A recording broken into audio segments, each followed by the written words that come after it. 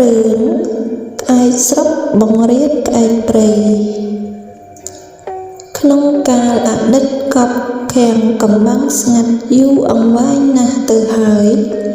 មានក្អែកពីរគឺមួយក្អែកស្រុកសម្បុរស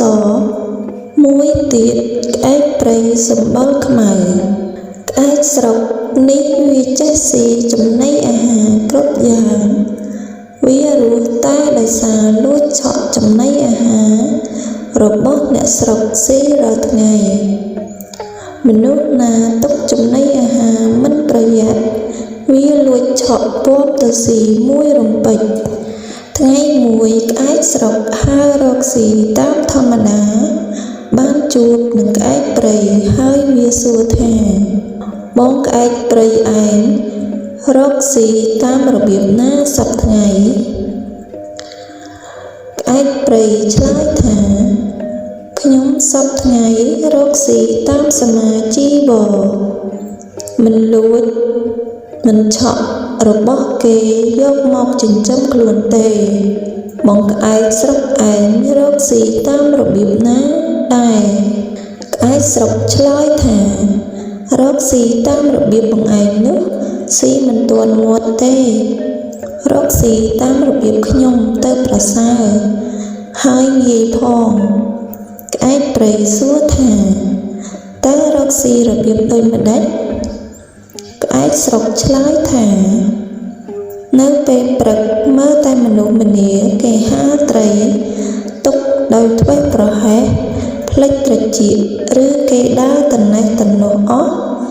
ខ្ញុំបោះពួយផ្លែតទៅឆក់យកមកភ្លាមហើយហើរទៅស៊ីលើចុងឈើឯណោះធ្វើប្រងើយក្អែកព្រៃថាអូអញ្ចឹងខ្ញុំមិនដែលរកស៊ីរបៀបហ្នឹង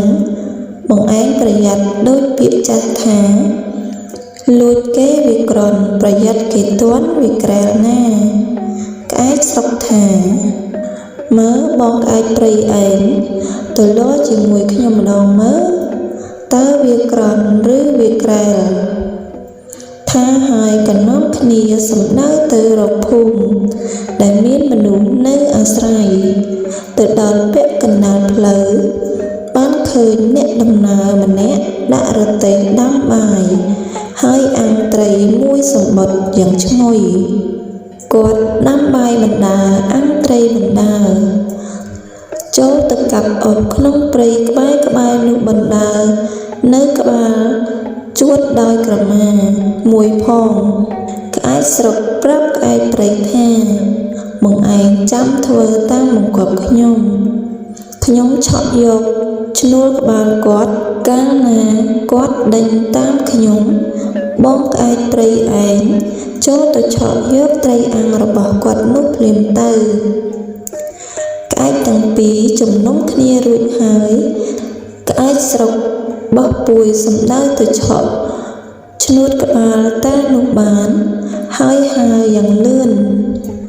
តានោះក៏ខំរត់ដេញបង្អើលយកឈ្នួលក្បាលវិញឯក្អែកព្រៃឃើញតាដេញបណ្ដើរយកឈ្នួលក្បាលពីក្អែកស្រុកក៏ស្ទុះភ្លាមទៅយកត្រីអាំងហើយហើរទៅទុំលើចុងឈើធ្វើប្រងើយក្អែកស្រុកឃើញក្អែកព្រៃឆក់ត្រីអាំងបានហើយក៏ទម្លាក់ឈ្នួលក្បាលតានោះវិញតាបានឈ្នួតក្បាលក៏ត្រឡប់មកកន្លែងរទេះរបស់គាត់រកមើលត្រីអាំងមិនឃើញងាករកចុះឡើងមិនឃើញសោះក៏ក្រឡេកទៅលើចុងឈើទើបឃើញក្អែកទាំងពីរកំពុងចែកត្រីអាំងគ្នាស៊ីយ៉ាងហ៊ឺហាតាក្តៅចិត្តណាស់ប៉ុន្តែមិនដឹងធ្វើមិនដេចកើតចាប់ពីថ្ងៃនោះមកក្អែកព្រៃក៏ចេះរកស៊ីលួចឆក់